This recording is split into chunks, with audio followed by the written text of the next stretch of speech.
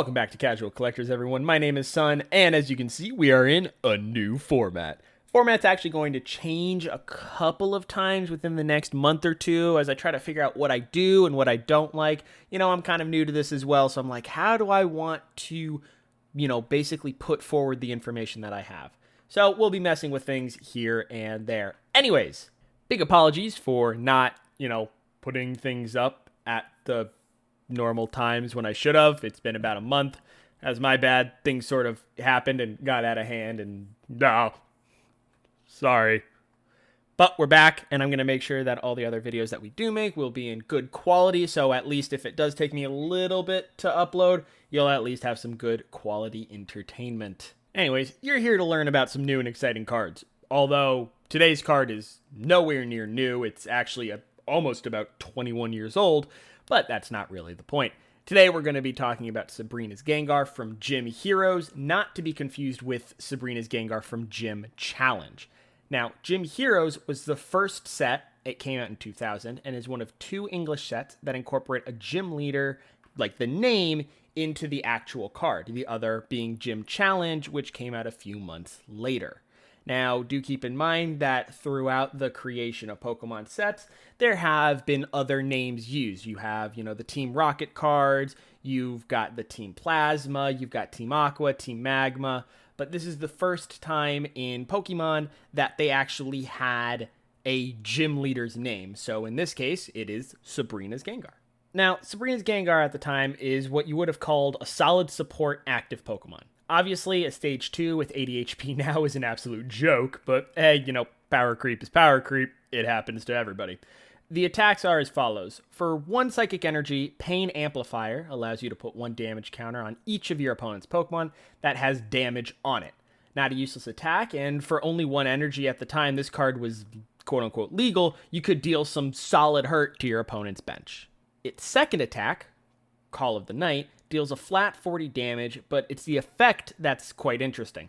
So long as a defending Pokemon is not knocked out, you flip 2 coins. If both are heads, your opponent shuffles that Pokemon and all cards attached to it back into their deck.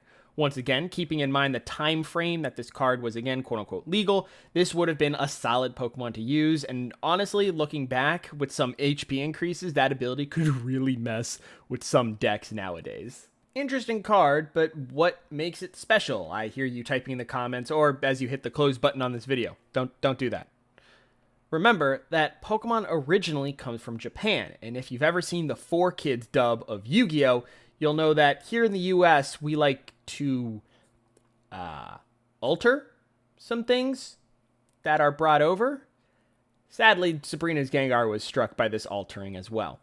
In the Japanese variant of Sabrina's Gengar, in the background, if you look closely, you'll notice that there are a bunch of tombstones. In the English variant, they were removed. Now, there are a bunch of reasons why this could have happened.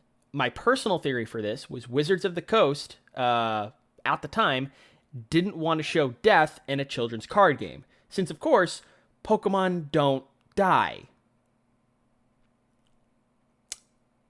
You seeing the irony in this? Either way, because of that, Sabrina's Gengar is just a neat little card to have in your collection because of the change in artwork. Whenever there's any sort of artwork changes, it always makes the card kind of interesting, and you can always kind of figure out why that may have happened. As I said before, Wizards of the Coast probably just didn't want to show death in their card game, which, again, you can see the irony in that. But I won't be going over prices for 2 reasons. One, when you're dealing with Japanese cards here in the US, the prices of Japanese cards go kind of all over the place. And the second is, I'm actually not going to be talking about prices in cards anymore. One of the reasons for that is the purpose of this channel is genuinely to show off collection and how to collect and kind of cool cards to collect. But by talking about the price, I might inadvertently, potentially without knowing it, create some market manipulation that you do see a lot of online, and I don't really want to be a part of that. I just genuinely want to show you cool cards, cool things that happen. Sometimes talking about the price is absolutely necessary, such as when we talk about the Gold Star cards. It's just something that has to be brought up, but if I can help it, I'm going to try to not talk too much on price. With that all being said, that is all I have for you today. If you enjoyed what you saw, please leave a like or subscribe or, leave a little comment down below on any other cards you might want to see me do. As well, we do finally have a Instagram account. I know I wasn't happy to make it myself either, but here we are, and it has to be done. You can find me on Instagram at @acasualcollector. And with that, everyone, I'd like to thank you all very much for watching, and have a great rest of your day.